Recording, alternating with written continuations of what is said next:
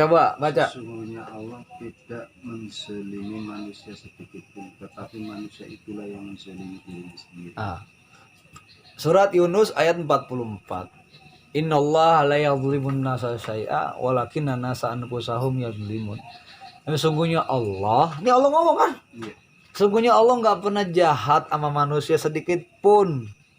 Tapi manusia itu yang jahat sama dirinya sendiri.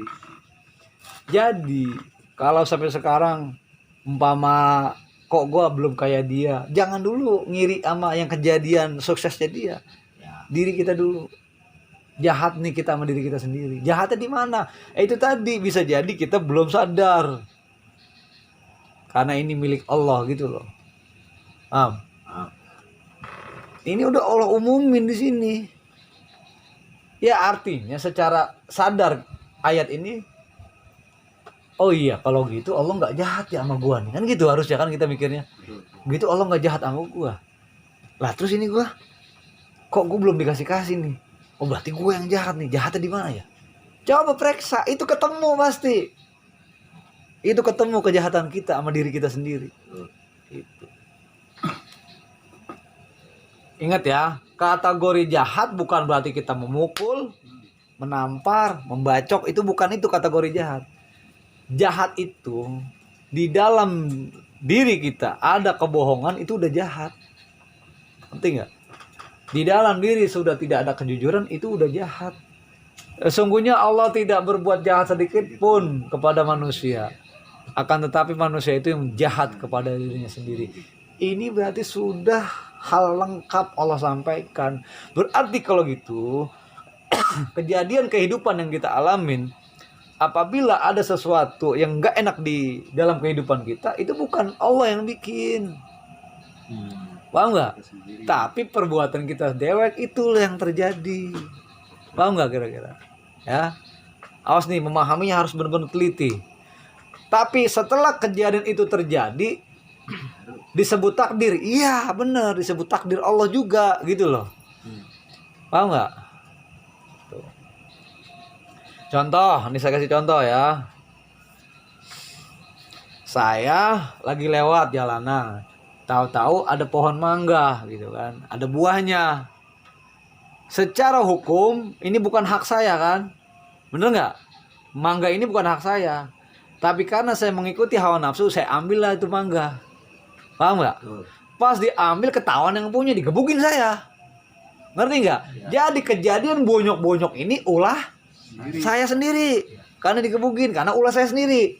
Tapi setelah bonyok itu takdir, tetap Allah yang takdirin jadi bonyok.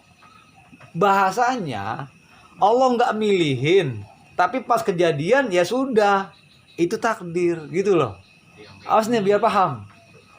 Jadi kalau dalam kitab Tijan Darori, di situ jelasin Allah mengizinkan perbuatan orang, apapun itu perbuatan manusia Allah izinin, tapi belum tentu semua perbuatan Allah redoin. Ngerti nggak? Ini biar paham. Setiap perbuatan manusia itu diizinkan sama Allah Subhanahu wa taala untuk berbuat. Tapi belum tentu semua perbuatan manusia itu diridoin sama Allah. Paham? Ngerti ya? Saya mau nyolong mangga, Allah izinin itu. Karena itu pilihan saya. Pengen nyolong lewat hawa nafsu saya, Allah izinin nyolong. Gitu loh. Tapi Allah nggak redo sama perbuatan saya. Paham nggak? Nah, karena Allah nggak redo, ketemu sama yang punya. Ya kan? Karena Allah nggak redo, nanti di alam akhirat tetap saya dipertanyakan. Kapan gua nggak nyuruh lu nyolong gitu kan? Gampangnya gitu. Ngapa lu nyolong? Berarti itu pilihan lu. Ini biar paham nih masalah takdir. Ngerti ya? Jadi yang harus kita kejar, Allah izinkan, Allah juga redo. Nah, bagaimana Allah mau redo? Ya berarti kita harus yang hak. Yang salah ya udah salah, jangan. Gitu Allah redo. Makanya ini panjang banget kalau kita ngebahas redo, akhirnya panjang lagi. Udah, ini dulu dah. Paham ya? Itu. Ya, bunga. Biarin. Makanya udah Allah titahkan, udah Allah kasih pengumuman, udah kali Allah kasih informasi, Aku Tuhanmu, kata Allah, nggak pernah jahat sama kamu, hai manusia. Tapi perbuatanmu lah yang membuat kamu celaka. Itu begitu tuh surat Yunus ayat 44. Ini sadarin coba, disadarin coba. Arti disadarin coba dipikir-pikir. Iya ya. Yang tadi saya bilang, kita bohong pasti dibohongin. Kan ulah kita. Iya kan? Kita nggak jujur, pasti kita nggak jujur. Kita biasa nipu, tau-tau ditipu. Ya sudahlah, ngapain marah? Orang tadinya nipu kok. Paham nggak? Gitu. Tadinya kita suka nyolong, tahu-tahu barang kita dicolong. Ya sudahlah. Paham nggak? Gitu. Paham maksud saya? Nah, gue mau bertanya lagi nih. Ini Wow, ada yang bertanya. yang tadi ayat itu, Allah tidak jahat pada umatnya kan, dan umatnya yang jolim kan gitu ya. Berarti secara langsung Allah tuh benar-benar gak jahat lah ya, baik kan? Iya memang baik dia. Cuman kenapa Allah ngasih cobaan Pak Guru ke umatnya?